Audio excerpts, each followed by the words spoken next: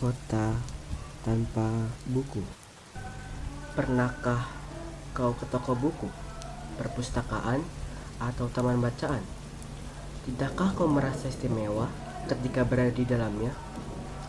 Di sekelilingmu ada berbagai tokoh dari dunia nyata dan khayal, tempat yang pernah kau kunjungi dan yang belum. Informasi dan cerita dari masa lalu, masa kini, dan masa depan. Semua berpadu, semua berada dalam genggamanmu. Saat berada di antara buku, tidakkah kau merasa menjadi raja dan ratu? Ruang dan waktu seolah menyatu tanpa batas. Kau bisa terbang, melintasi sekat negara dan melewati berbagai zaman. Kau bisa menyelam ke dalam samudera, melayang di angkasa, bercanda dengan aneka satwa, dan berkelana di tengah padatnya kota, juga di rimba raya. Kau tahu, buku adalah jendela dunia, kunci pengetahuan, dan pintu wawasan. Muhammad Hatta, sang proklamator, berkata, "Aku rela di penjara, asalkan bersama buku, karena dengan buku, aku bebas." Melalui buku, manusia terbebas dari ketidaktahuan. Tempat-tempat yang dipenuhi buku adalah harapan berkembangnya pengetahuan dan wawasan. Apa jadinya jika kota tanpa buku? Pantaskah dia disebut kota? Di kota itu, mungkin kabar datang dari sumber lain, dari koran, televisi, atau internet.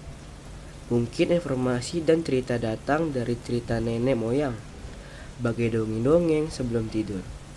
Irama warganya pun tiada beda. Bangun pagi, bertebaran di muka bumi, untuk berbagai keperluan, untuk kembali pulang siang atau sore harinya. Setelah itu, mereka berangkat tidur dan memulai lagi hari berikutnya. Semua serupa. Di kota itu, mungkin ada bangunan bernama perpustakaan. Di dalamnya, buku-buku berderet dalam rak yang tak terjamah. Tiada tangan meraih dan membuka halaman demi halaman dengan sukacita. Mungkin juga ada tumpukan buku di sudut-sudut sekolah yang sepi dan berdebu. Jarang dikunjungi, jarang dibaca.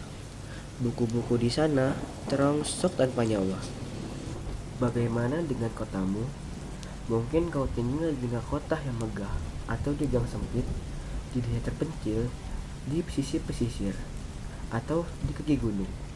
Adakah perpustakaan, taman bacaan, atau toko buku di dekat rumahmu? Jika ada, apakah tempat itu menjadi wadah berkumpulnya anak-anak dan warga? Menjadi pusat berkembangnya wawasan dan pengetahuan? Atau hanya menjadi pajangan? Maukah kau menjadi orang yang menghidupkannya?